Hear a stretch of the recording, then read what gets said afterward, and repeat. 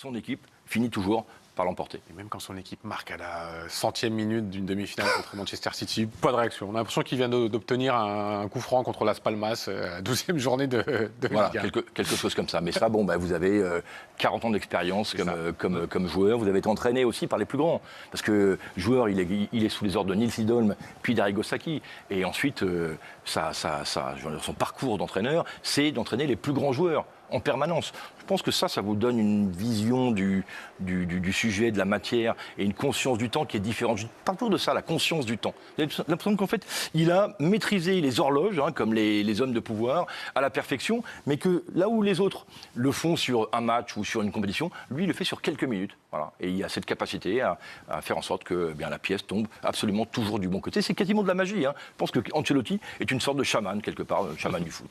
Écoutez-le nous parler de cette gestion de ses émotions, cette gestion du stress, de ne jamais s'affoler ou en tout cas de ne jamais montrer son inquiétude. Ora rispetto a quando giocavo certamente sono partite dove la preoccupazione e la tensione cerco di tenerla dentro di me, insomma, di non mostrarla all'esterno, quindi l'aspetto esteriore è un aspetto tranquillo e calmo, interiore non è tanto calmo, non è tanto tranquillo. C'est ça, ça peut bouillir à l'intérieur, mais il ne faut jamais le montrer à l'extérieur. La finale, au Stade de France, elle est presque anticlimatique, elle est facile. Même s'ils avaient été dominés et que Thibaut Courtois avait fait beaucoup d'arrêts contre les Reds de Liverpool, il n'y aura pas de retournement de situation, il n'y aura pas de fin de folie. Il y aura un seul but marqué à Saint-Denis, au Stade de France, ce soir-là, le 28 mai 2022.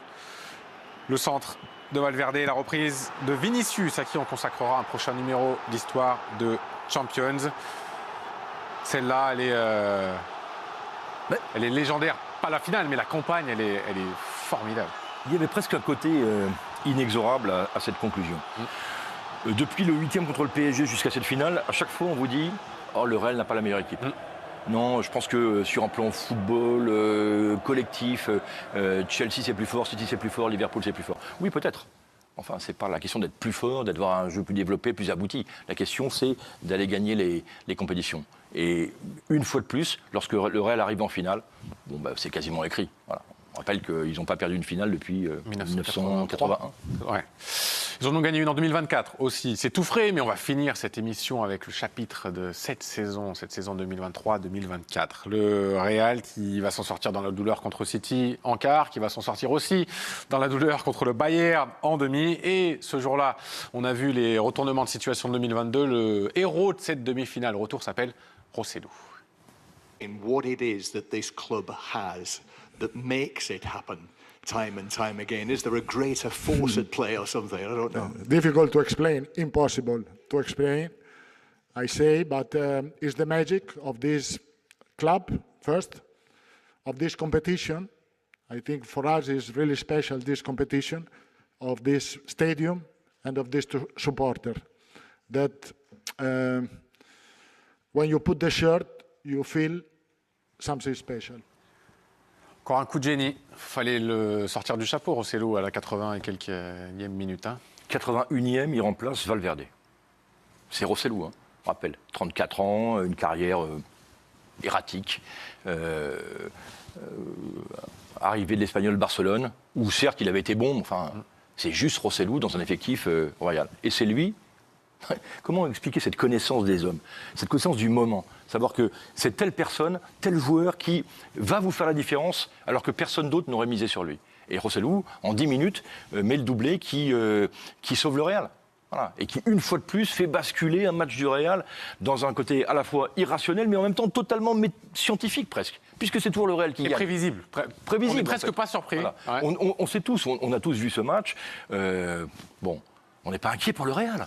On se dit, ils vont marquer. C'est sûr qu'ils vont marquer. Alors, peut-être qu'il y aurait eu des prolongations avec une équipe normale. Mais le Real, c'est autre chose. C'est j'ai envie de dire, la super équipe. C'est le super club. Celui qui domine tous les autres. Voilà. Si on devait résumer le football et la Ligue des Champions en 4 lettres, ce serait Real. Entre la demi et la finale de Ligue des Champions, dont on va parler dans quelques instants, le Real a été sacré champion d'Espagne cette saison. Et au cours de la parade dans les rues de Madrid, Carlo Ancelotti nous a régalés. Des entraîneurs comme Jürgen Klopp, oui, mais à la fin, qui gagne. Alors, très bien, il est au Real Madrid. Enfin, on a vu les circonstances et on a vu que entre 2002 et 2014, par exemple, personne n'avait gagné. Voilà.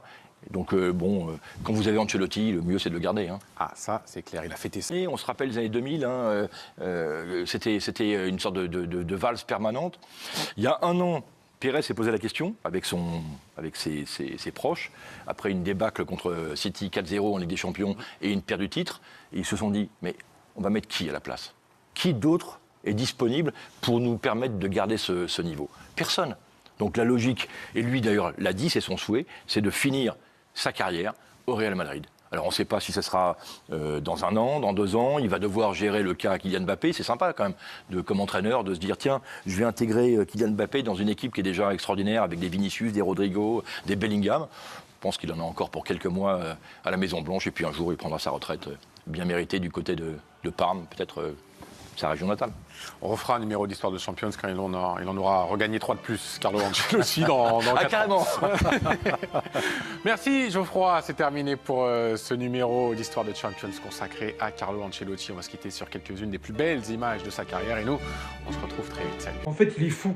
Parce que là, ce que je vais vous montrer, je parle à caractère qui englobe le joueur, pas spécialement du match. Kylian Mbappé est désormais impliqué dans 500 buts en carrière. Plus jeune joueur de l'histoire à atteindre les 500 goal assists à seulement 26 ans. Non, parce qu'on est souvent là à reprocher aux joueurs, en considérant le statut qu'il a dans le football, qu'il est en retard sur énormément de grandes légendes. Alors que là, dites-vous, ni Cristiano, ni Messi, ni qui que ce soit, à cet âge-là, avait atteint le nombre de goal assists qu'il a. Je sais pas si vous vous rendez compte de la dinguerie. On attend toujours forcément de lui, toujours très exigeant parce qu'on connaît ce qu'il est capable de faire. Quand il est à son meilleur niveau, et des fois on se rend pas compte de ce qu'il réalise en screds dans son coin. Parce qu'il faut savoir qu'on disait déjà ça, alors qu'il avait gagné une Coupe du Monde bien avant. Celui-ci avait été un acteur incroyable de celle-ci, et on arrivait encore à le trouver en retard. Maintenant là, j'imagine pas s'il se met à gagner des Ligues des Champions, des Ligas, et bien évidemment ce que tout le monde attend, le Ballon d'Or. Alors s'il les enchaîne, j'en parle même pas. Ce qu'on lui souhaite bien évidemment tous, mis à part les voisins. Mais s'il y arrive, il laisserait tellement une grande trace, une patte d'ours dans le monde du football.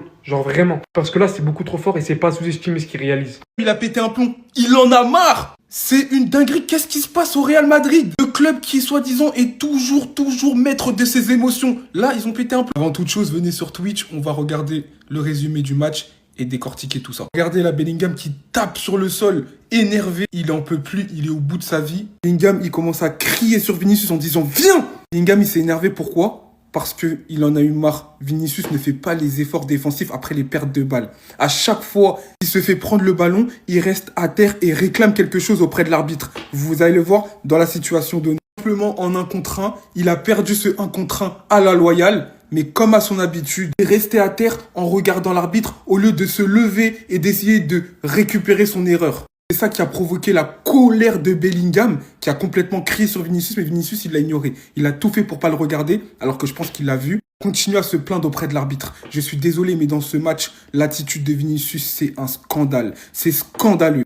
Au-delà déjà de faire une piètre prestation, d'avoir raté un penalty, son attitude, elle est mauvaise. Comme d'habitude, à chaque fois quand il joue contre l'Atlético, il laisse ses émotions le dépasser. Il avait dit qu'il en ferait 10 fois plus, mais je suis désolé, il en fait 10 fois moins depuis le début de la saison.